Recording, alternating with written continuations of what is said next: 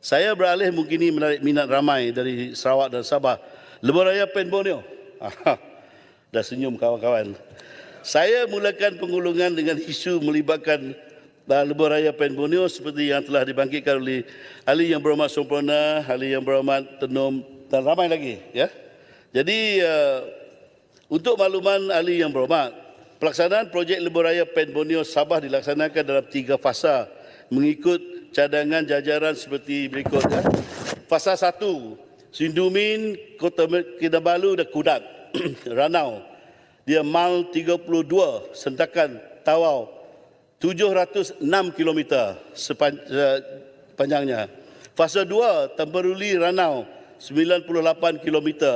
Fasa 3, Tawau, Kalabakan, Nebawan, Keningau, Kimanis, 432 km. Jadi kita dalam fasa 1 sekarang.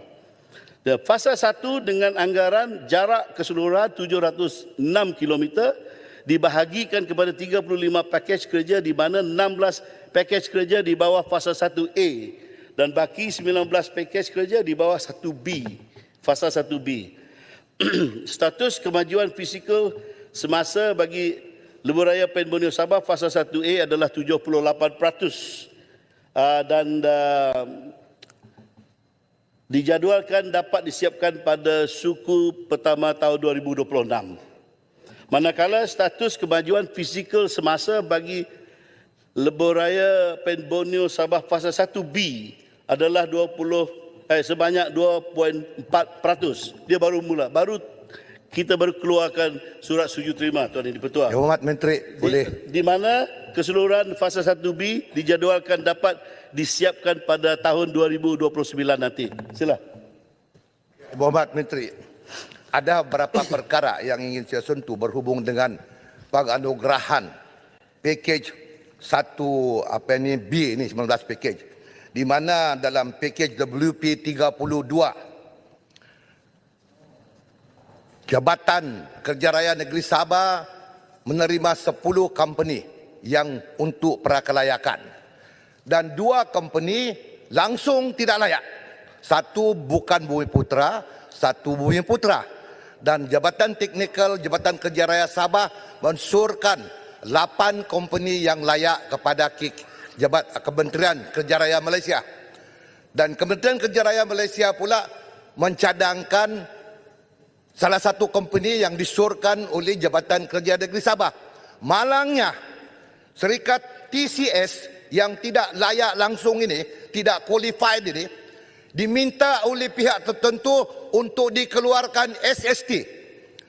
Berdasarkan tata kelola yang amat berhormat Perdana Menteri dan Menteri Keuangan, ini merupakan satu pelanggaran yang besar dan memalukan Jabatan Penilaian JKR Sabah dipaksa untuk mengeluarkan SST kepada syarikat yang tidak layak, yang telah ditolak. Jadi apakah yang berhormat mengetahui perkara ini? Sebab surat untuk meminta SST itu dikeluarkan adalah timbalan Ketua Setiausaha Jabatan Kerja Raya. Satu lagi pakej 33 yang dapat syarikat MTD Sdn Bhd. Tiba-tiba Gemalahid boleh mengumumkan dia mendapat pakej WP33 dan melantik pula Irika sebagai subkontraktor dia. Bermakna 2 sudah subkontraktor. Apakah pihak kementerian mengetahui perkara ini? Sekiranya iya, bermakna pihak kementerian harus membatalkan serta-merta pelantikan MTD ini. Sebab dia melanggar tata kelola dengan melantik 2 orang subkontraktor. Yang ke pakej WP32 ini, KKR juga rakyat Sabah mahukan ketulusan. Kita tidak ada 8 kontraktor yang telah prakelayakannya telah dipastikan oleh KKR Negeri Sabah, harus dipertimbangkan dan bukan dibagi kepada TCS yang tidak ada qualified langsung dan ditolak daripada prakelayakan. Terima kasih. Baik, Tuan Yang di-Pertua, saya menjelaskan ya. Yang diceritakan oleh Yang Berhormat Kina Bertangan mungkin ada fakta tapi bukan 100%-nya betul, ya. Sebab itu saya perjelaskan. Dari peringkat awal prakelayakan kepada semua syarikat, ditawarkan kepada semua syarikat. yang mengambil bahagian termasuk TCS, WP23, 32 ini kita dulu bincang. Hormat, saya ada fakta Okey. dia. Jadi Kalau berhormat perlu saya boleh tunggu bagi. dulu, saya jawablah. Apabila proses menilai di peringkat JKR Sabah, ya, di peringkat JKR Sabah dihantar kepada lembaga perolehan, ya, lembaga perolehan di peringkat KKR Malaysia, dalam jawatan kuasa KSU, KKR, MOF, KP, JKR, bersama. Untuk 32 ini diangkat sebagai disyorkan juga oleh KKR dalam laporan perolehan KKR kepada MOF, ya, mengikut yang dihantar oleh Sabah. Tahu Tapi bila kita terima maklum balas daripada MOF, itulah yang dikatakan oleh yang berhormat betul, TCS yang disyorkan, ya, dari peringkat MOF kepada kami, kepada JKR Sabah mungkin tahu juga. Mengapa? Tanya MOF lah. Tunggu dulu. Tidak, saya mau jawapan yang berhormat saya sebetulnya. Itu Bermak, jawapan saya. saya tidak menyalahkan yang berhormat. Tidak. Memang tidak menyalahkan. Bermakna tata kelola ini telah dilanggar oleh MOF. Iyalah. Itu ya. Saya pun mungkin. Dan saya akan tunggu MOF nanti datang, saya akan tanya. Tapi jangan, kita ini kolektif responsibility. Betul. Sekarang masa saya menjawab, saya menjawab. Ya, tadi nanti kalau ada peluang yang berhormat tanya pihak lain, tanya pihak lain. Saya jelas kepada yang berhormat dan Dewan apa yang yang sebenarnya yang berlaku yang saya tahu di peringkat kami. Apabila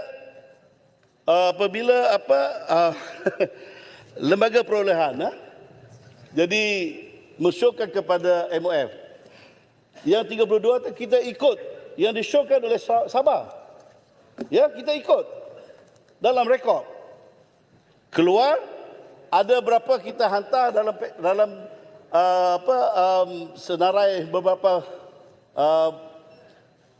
package tu, mungkin saya kalau tak silap ada 3 ke 4 yang berlainan keputusannya daripada senarai yang disyorkan oleh KKR Sabah, KKR Malaysia, oleh keputusan oleh MOF, ya. Okey. Jadi nak katakan kami dipinta menggugurkan, mungkin kuasa mutlaknya MOF. Yang berhormat, ya. Jadi cadangan yang berhormat minta KKR menggugurkan bukan bidang kuasa saya lah. Ya. Jadi Cuma itu tata kelola itu memang tidak terikut lah. tak apa, itu hal lain lah. Ini fakta saya bagi kepada yang berhormat. I have to work within the framework of my kuasa saya lah. Sila Tok. Ya, Datuk Speaker, terima kasih banyak yang berhormat.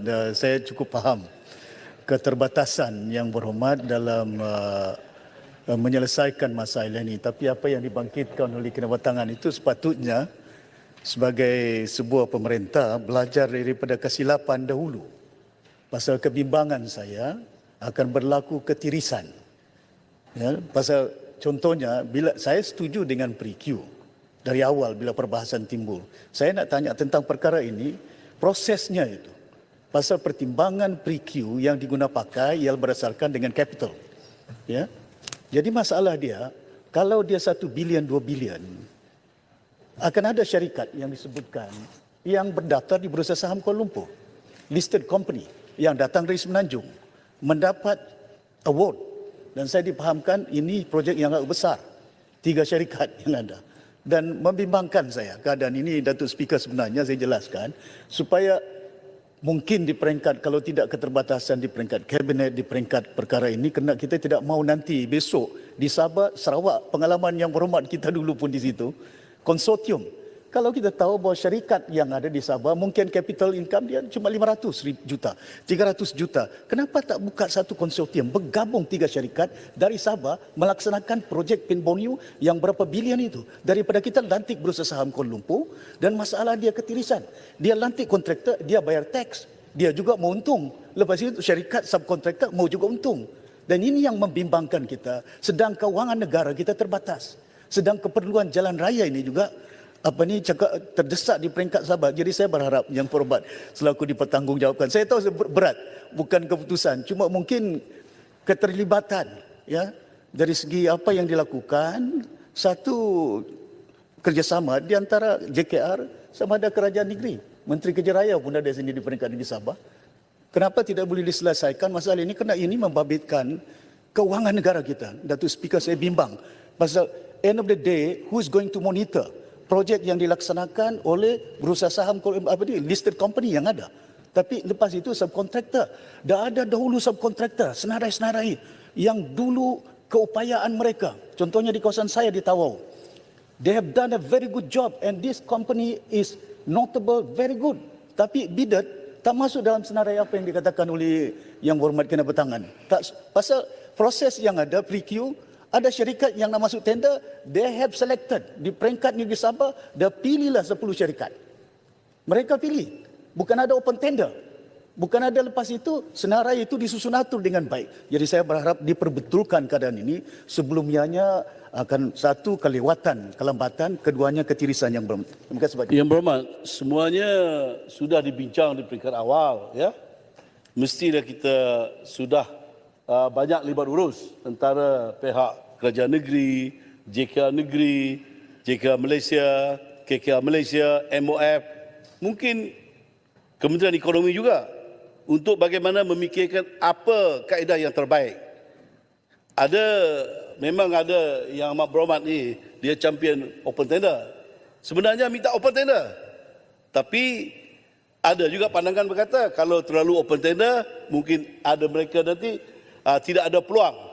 Tidak ada peluang. Sabah tak ada peluang, yang belum lagi cukup matang sebagai kontraktor mungkin tak ada peluang. Tapi kalau diberi ruang untuk dibuat selective tender ataupun tender dia tak ada selective tender, akhirnya jadi pre-queue, prakelayakan dulu, ya. Itu jadinya. Jadi ini pun dibuat di peringkat Sabah, pre-queue dibuat peringkat Sabah. Lepas tu pre-queue kita pantau juga di KKR. Lepas tu memang tender dibuat. Itu saya tak nak mengulang lah. Yang telah saya sebut tadi, proses dia sampai ke kita dah lembaga perolehan di KKR telah saya ceritakan tadi, kita hantar kepada MOF. Jadi keputusan dari MOF, Yang Berhormat kena bertangan, Yang Berhormat sempurna, ya. Boleh sikit lagi buat? Sikit ya? Sikit ya. Ya. Habis masa. Apakah Berhormat melihat bahawa perkara ini ada kejanggalan dan mungkin pihak JKR kali tidak perlulah buat pre-queue sebab yang disor pun yang tak qualified pun dibagi, bagus kasih direct nego ialah bagi sama TCS direct nego ialah kalau ni kroni kita tak payah lagi ada pre-queue. Pre-queue pun tak laku juga. Dia pre-queue mungkin bukan 100% mutlak apa yang isu pre-queue tu 100% sebab isu keuangan. Sebab itu keputusan dia mutlak di peringkat MOF. Mungkin dari pre-queue dari segi maksud saya Tunggu dulu. Yang Berhormat mencadangkan keuangan tidak perlulah ada tata kelola itu direct nego ialah. Itu pandangan Yang Berhormat lah. Saya cerita apa yang sebenarnya, ya. Kalau nak cerita macam suka-suka sebut begitu bolehlah, sepanjang sampai petang pun boleh kita bincang lah. Tapi sebenarnya saya cerita yang sebenarnya, ya, itu yang telah diterima pakai, ya, sistem itu diterima pakai. Jadi prakelayakan dibuat. Jadi keputusan adalah sebenarnya, ya, MTD ini juga diputuskan ikut apa yang telah saya katakan tadi, keputusan mutlak. Dan dia apakah dayalah kalau dia ada peluang untuk subkon total kepada orang yang menawarkan lebih murah tu, so, kita semak mungkin itu tak ada halangan, dia boleh buat begitu. Jadi kalaulah MTD ini bukan yang terendah, mungkin ada isu lah kita boleh bertanya. Tapi MTD ini dalam package itu adalah yang menawar terendah harganya.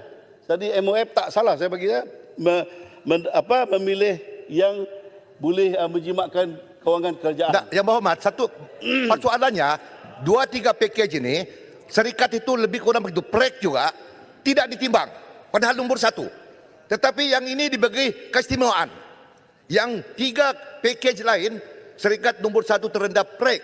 Dia tidak boleh timbang, tidak ditimbang langsung sebab tata kelola. Yang ini pula terus bagi. Ini masalah, ada komplek di situ. Saya ambil maklum lah. Saya tak ada penjelasan itu. Ya, sebab saya dah terang dengan terbaik dari pihak saya lah.